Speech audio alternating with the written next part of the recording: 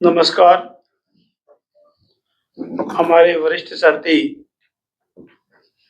राजस्थान सरकार के उप मुख्यमंत्री आदरणीय प्रेम जी बैरवा साहब ने आपके समक्ष आज की माननीय यशस्वी मुख्यमंत्री आदरणीय बद्रीलाल जी की अध्यक्षता में हुई मंत्रिमंडल की बैठक में लिए गए महत्वपूर्ण निर्णयों की जानकारी दी। इस बैठक में आज और 2-3 मुद्दे जिसके बारे में मेरा आपके सम्मुख कुछ बात रखनी है वो निर्णय लिए गए जो आने वाले राजस्थान के पर्यावरण को संरक्षण करने राजस्थान के भविष्य के लिए और अन्य क्षेत्रों में भी ऐसे विषय जो युगों युगों तक प्रभाव रखेंगे, ऐसे 2-3 विषयों पर भी निर्णय लिया गया है।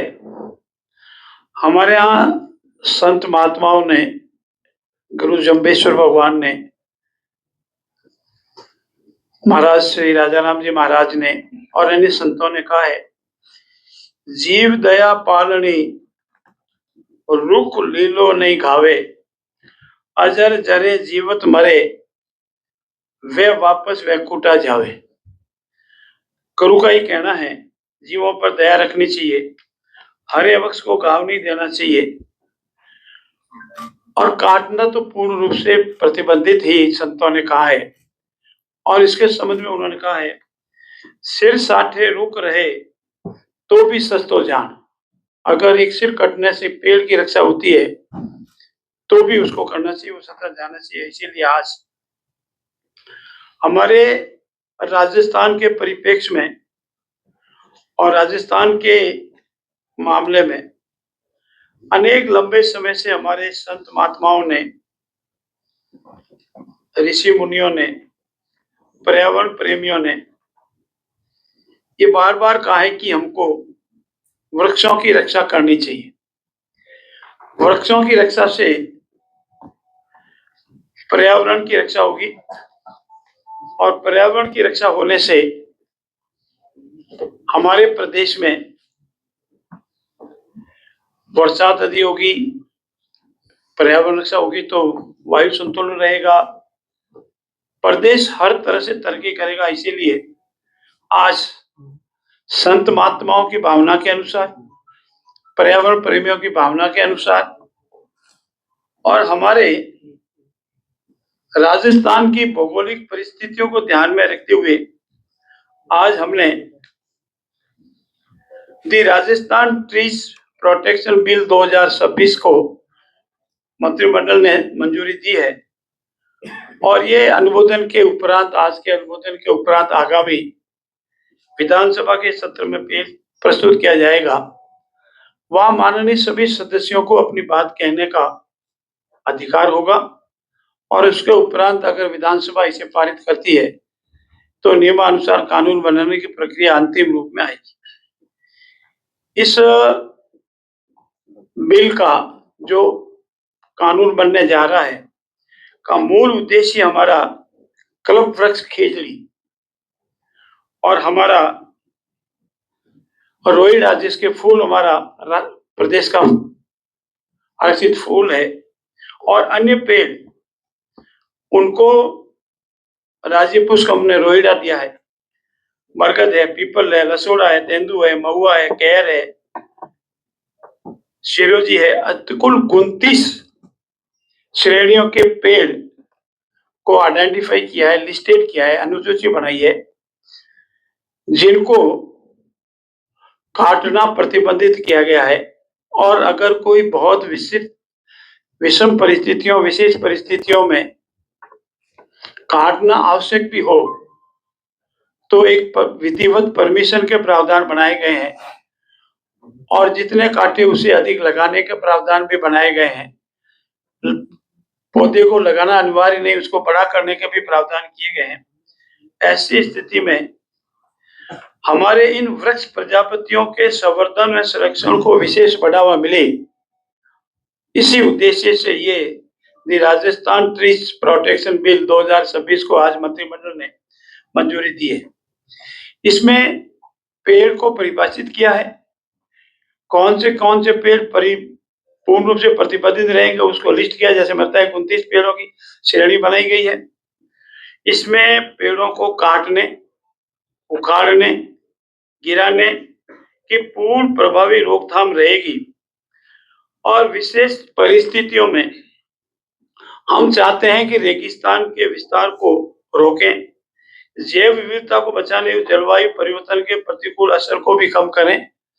पिछले कैबिनेट में हमने एक नीति को मंजूरी दी है जिसमें हमने कहा है कि जो हमारा वन क्षेत्र है, शायद तीनों ही तरह के वन क्षेत्र है, वो तो फिक्स एरिया है, चाहे प्रोटेक्टेड फॉरेस्ट एरिया है या रेस्ट्रिक्टेड फॉरेस्ट एरिया है या नोटिफाइड फॉरेस्ट एरिया है, वो तो। लेकिन हम चाहते हैं कि राजस्थान में और फॉरेस्ट बढ़े, इसीलिए खेतों की मांड पर, खाली स्थानों पर, स्कूल के ग्राउंड के चारों तरफ ऐसी नीति पिछली बार जिसका हमने उल्लेख आपके सामने किया था, पेड़ लगाने का क्रम किया। और इसमें ये उद्देश्य मूल यही है कि हमारा वन क्षेत्र, जो वन हमारा आरक्षित है, उससे अलावा भी वन क्षेत्र बढ़े।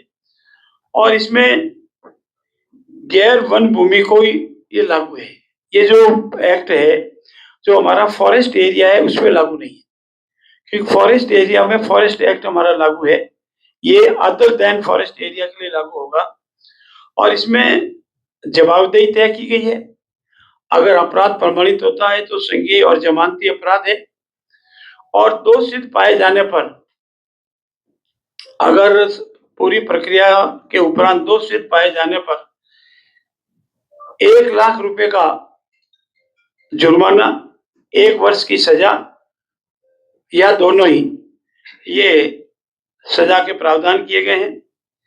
इसमें व्यक्तिगत स्वामित्व वाली भूमि 500 मीटर के प्लॉट को छोड़कर उस पर ये कानून लागू होगा। और अगर किसी व्यक्ति को पेड़ काटना किसी परिस्थितियों से जरूरी है तो वो अनुमति के लिए सक्षम अधिकारी में आवेदन करेगा।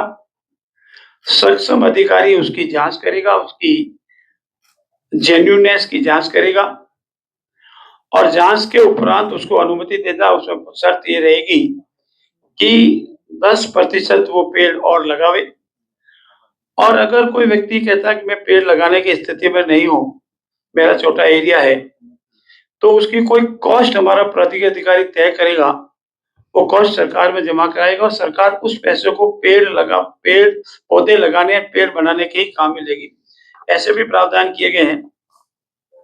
और बिना अनुमति के या नियमों के विपरीत जाकर उसको गिराएगा, काटेगा, तोड़ेगा, उखाड़ेगा, तो वो जो प्रावधान ऊपर बताए गए हैं वो लागू हो जाएंगे और उसके लिए वो एक दोषी होगा तो वो सजा के प्रावधान लागू हो जाएंगे। अनुमति लेने हेतु प्राधिकारी अधिकारी मुकर होगा, विधिवत अनुमति प्राप्त होगी, और अनुमति नहीं मिलती है, वो असंतुष्ट होता है तो उसको अपील का अधिकार है। और यदि अनुमति से कोई असंतुष्ट है तो भी उसको अधिकार है। और दोषी के विरुद्ध अगर वो अपना कोई उपचार करना चाहता है, वो कहता मेरा दोषी गलत किया है, सजा मुझे गलत दी है, तो उसका उपचार है। और ये सभी एक विधिवत प्रक्रिया के तहत संवैधानिक अधिकारों की रक्षा के साथ संवैधानिक प्रावधानों को ध्यान न करते हुए ये कानून बनाया गया है। ग्रामीण और आदिवासी जीवन में वृक्षों का जो महत्व है उसमें आप सब बखूबी मालूम है। इसमें औषधीय भी है, वाणिज्यिक पेड़ भी है, और ग्रामीण अर्थव्यवस्था को चलाने के लिए पेड़ ही है। खेजड़ी के लिए लूंग उतना ही महत्वपूर्ण है, खेजड़ी से निकलने वाली हमारा कैर सांगरी उतनी महत्वपूर्ण है, हमारा कैर से निकलने वाला कैर भी उतना ही महत्वपूर्ण है।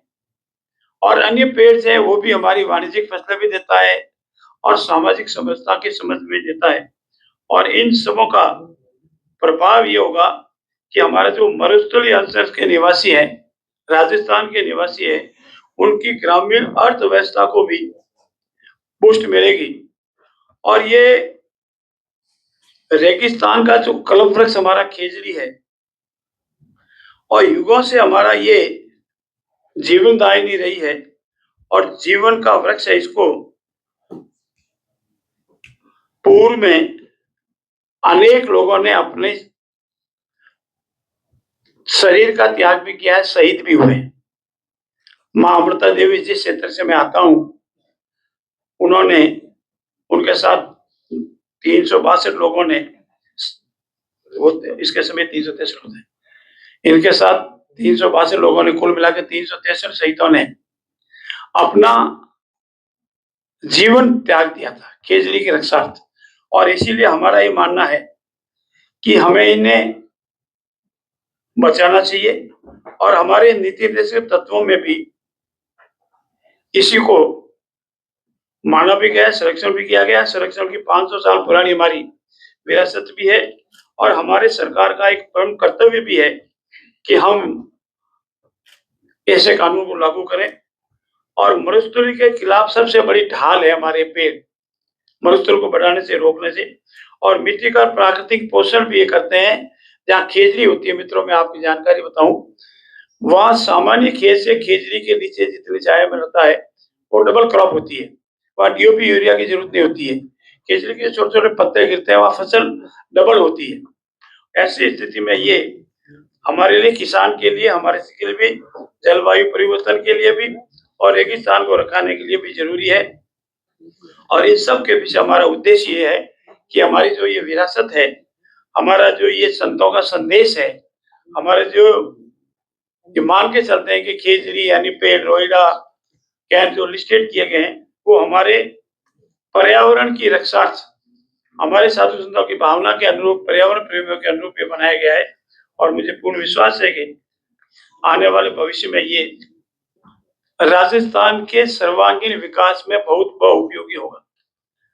मित्रों, दूसरा जो कानून है वो कानून भी अति महत्वपूर्ण है, वो है the Rajasthan uniform civil code bill 2026, जिसका काफी समय से आप लोग अपने इच्छानुसार प्रश्न करते रहते। और ये Rajasthan uniform civil code bill भारतीय संविधान के अनुच्छेद 44 के अनुरूप महत्वपूर्ण निर्णय है। नागरिकों के लिए एक समान सिविल संहिता हो, नागरिकों के लिए एक समान सिविल कोड हो, ये हमारे संविधान निर्माताओं ने तय किया था और उनकी भावना थी।